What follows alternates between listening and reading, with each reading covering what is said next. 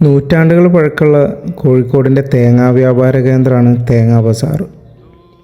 കോഴിക്കോട്ടുകാരത് പറയുമ്പോൾ തേങ്ങാ ബജാറാവും. സൗത്ത് ബീച്ചിൽ വല്യങ്ങാടിൻ്റെ അടുത്ത് 1 കിലോമീറ്ററോളം ദൂരത്തിൽ വ്യാപിച്ച് കിടന്നിരുന്ന തേങ്ങാ ബസാർ ഇന്ന് വിരലിലെണ്ണാവുന്ന സ്ഥാപനങ്ങളായി ചുരുങ്ങിയിട്ടുണ്ട്. ഇന്നിങ്ങനെ 4-5 കൂനകളായി കൂട്ടിയിട്ടിരിക്കുന്നത് പണ്ടെങ്ങനെയായിരിക്കും? ലോക വ്യാപാര ശൃംഖലയിലെ ഒഴിച്ചുകൂടാനാകാത്ത കണ്ണിയായിരുന്ന പഴയ കോഴിക്കോടിനെ നമുക്കവിടെ കാണാൻ പറ്റും.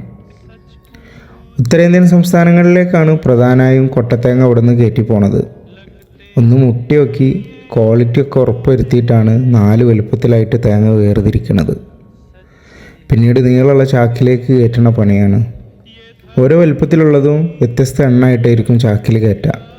ആ എണ്ണ ഇങ്ങനെ ചാക്കിൽ എഴുതി വെച്ചിട്ടും ഉണ്ടാവും. നിശ്ചിത എണ്ണ ആയി കഴിഞ്ഞാൽ ചാക്ക് നൂലുകൊണ്ട് തുന്നി ചൂടിക്കയറുകൊണ്ട് വരിഞ്ഞ് കെട്ടിയിട്ട് ഭംഗിയിൽ ഇങ്ങനെ അടുക്കി വെക്കും. വണ്ടിയിൽ കയറ്റണതും വണ്ടിൻ്റെ അകത്ത് അടുക്കി വെക്കണതും കാണാൻ തന്നെ ഒരു ഭംഗിയാണ് കേട്ടോ. കോഴിക്കോടിൻ്റെ പ്രതാപകാലത്തെ അവശേഷിക്കുന്ന ഏടുകളാണ് ഈ കാണുന്നത്. ഇതൊക്കെ ഇനി എത്ര കാലം ഉണ്ടാവുമെന്ന് അറിയില്ല.